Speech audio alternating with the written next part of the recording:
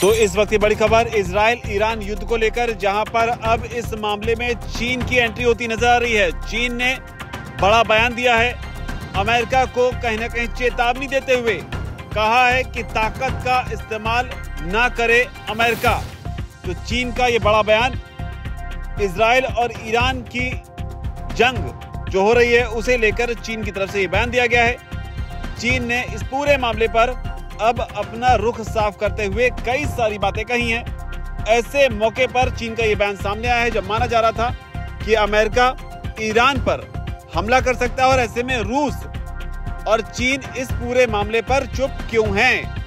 लेकिन अब चीन ने एक एक कर कई सारी बातों का जिक्र इस पूरी मिडिल ईस्ट में बनी इस पूरी संभावना को लेकर किया है कि ये जो युद्ध है वो आगे बढ़ सकता है। और इसी पर चीन के विदेश मंत्रालय की ओर से कहा गया है कि कोई भी देश, खासकर अमेरिका, अगर ईरान के खिलाफ ताकत का इस्तेमाल करता है तो ये ईरान की सॉवरेनिटी और उसकी सुरक्षा का उल्लंघन होगा। साथ ही चीन की ओर से कहा गया है कि वो सभी पार्टियों से, जो लोग भी इस पूरे संघर्ष में शामिल हैं, जिसमें इजराइल और अमेरिका भी है, उनसे अपील करता है कि वो शांति बनाए रखने के लिए काम करें और सिचुएशन को और ज्यादा खराब होने से रोकें। तो ये चीन का बड़ा बयान। साथ ही चीन की तरफ से डी-एस्केलेशन को लेकर भी बात कही गई है। शी जिनपिंग ने पहले ही इस बात का जिक्र करते हुए कहा था कि वो मिडिल ईस्ट में टेंशन को कम करना चाहते हैं। उन्होंने कहा था कि चाइना शांति के लिए कंस्ट्रक्टिव रोल निभाने के लिए तैयार है। हालांकि इस बीच चीन की तरफ से अमेरिका पर भी हमला बोला गया।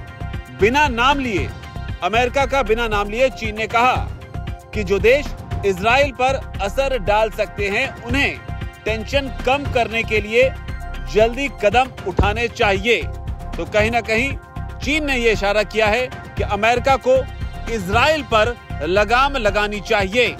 यह वैसा ही बयान है जो हाल फिलहाल के दिनों में ईरान की ओर से भी सामने आया, जिसमें कहा गया कि सिर्फ एक फोन कॉल से ट्रंप इस युद्ध को रुकवा सकते हैं। हालांकि इस बीच आपको याद दिला दें, चीन लगातार अपने नागरिकों की सुरक्षा को लेकर भी काम कर रहा है, जहां पर ईरान और इजराइल से करीब 800 चीनी नागरिकों को उसने इवैक्यूएट किया है।